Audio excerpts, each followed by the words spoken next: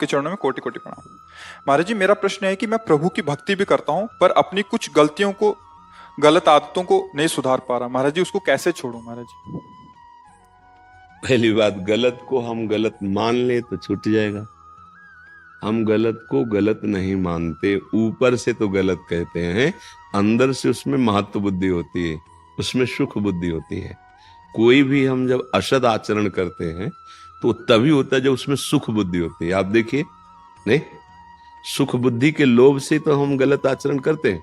मान लो किसी का धन छीना, या हम व्यभिचार प्रवृत्ति में उतरे, या चोरी, हिंसा, जो भी हम अधर्म आचरण करते हैं या गलत खान पान करते हैं, तो उसमें आंतरिक वृत्ति होती, सुख होती कि नहीं? पहले बोलो, सब बोलो। अगर हमसे कोई भी गलत आचरण होता है तो हमारी उसमें सुख बुद्धि होती ना, कि अगर हम ऐसा करेंगे तो मुझे सुख मिलेगा, आनंद आएगा, हम सुखी हो जाएंगे। इसी को अज्ञान कहते हैं। कभी अधर्माचरण के द्वारा किसी को सुख नहीं मिलता है, पक्का। तुम्हें थोड़ा तुम्हारे चिंतन के कारण अनुभूति होगी कि सुख है, लेकिन उसका परिणाम जो आएगा वो भयंकर दुख रूप आएगा, फिर असहनीय होता है। तो हम जब गलती को गलती मान लेते हैं, पाप को पाप मान लेते हैं, अधर्म को अधर्म मान लेते हैं, तो हम उससे निकल पाएंगे। जब हम गलती को गलती नहीं मानते, सुख रूप मानते हैं, अधर्म को ये मानते हैं चलता है, ऐसा चलेगा, फिर हम नहीं छोड़ पाएंगे। अगर हम उसको, जैसे आज ही सत्संग में कहा था कि अपने लोग भगवत मार्ग के पथिक हैं, अब हमारे आगे कोई शराब रखे, मांस रखे, तो ना स्फुरणा होगी और ना क्रिया होगी, क्योंकि वो निषेध है ना।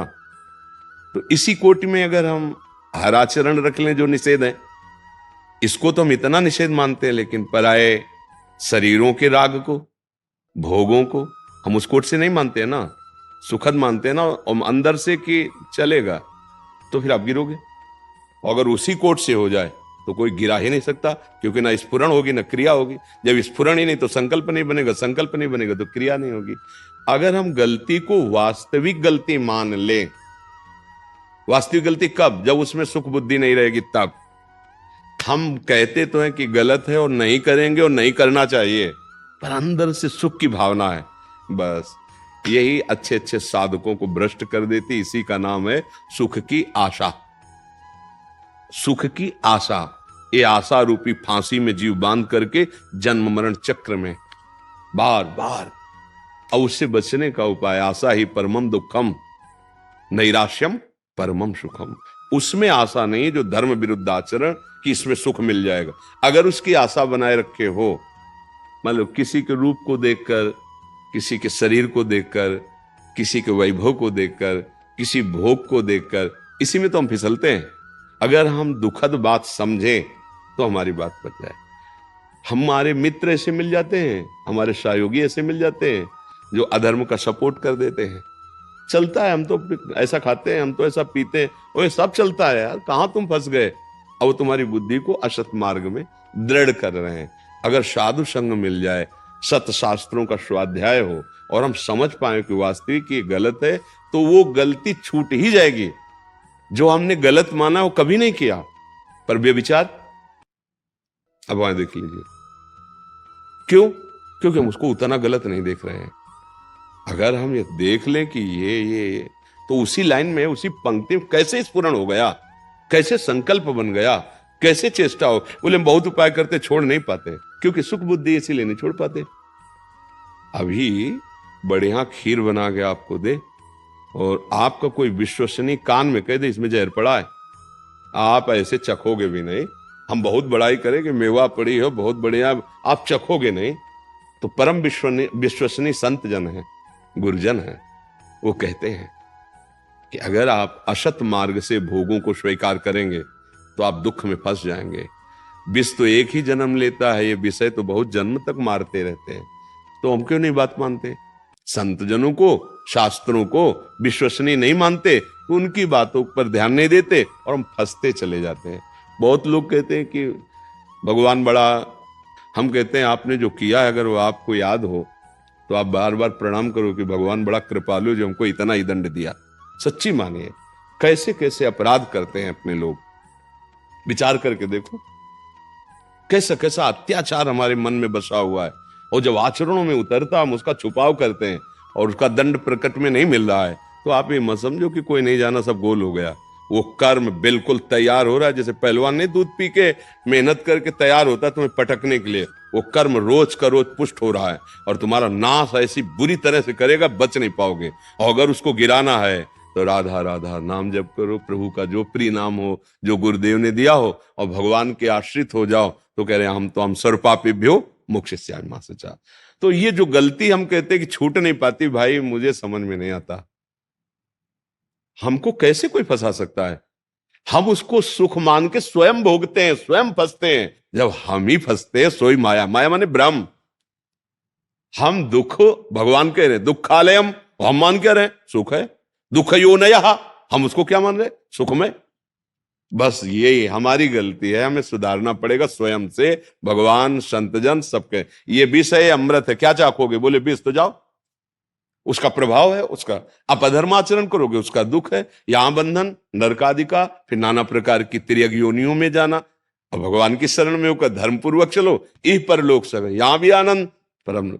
आप बार बार हम समझाने की चेष्टा करते, पुत्र के बहाने नारायण बुलाया, हरिजू के दिव्य पार्षद आ गए, और घोर पापाचरण करने वाला अजामिल, और हरिजू का धाम मिला, नारायण धाम मिला, परम धाम मिला। ऐसे भगवान के मंगलमय नाम है कि बिना भगवत स्मृति के, भगवत भाव के, पुत्र के बहाने बुलाया नारायण, तो परम पद मिल गया। अगर हम जानबूझकर नारायण कहेंगे, राधा राधा कहेंगे, कृष्ण कृष्ण कहेंगे, हरि हरि कहेंगे, तो हम में सामर्थ्य आ जाएगी हर विकार को जीतने की। अब नाम का बल है नहीं और विषयों में सुख बुद्धि है, तो अब रोके कौन रोके। जब ड्राइवर है नशे में हो गया तो अब गाड़ी खंडक में गिरेगी, बुद्धि सारथी है। यही जब विषयों में भोग बुद्धि कर ली, सुख बुद्धि कर ली, अब बचने वाला नहीं, आज नहीं तो कल, कल नहीं तो परसों भारी से भारी खंडक में गिरा देगा।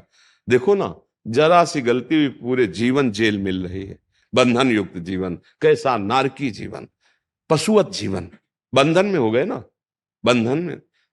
क्यों, आप ही तो किए कर्म, आप कर्म किए फंस गए।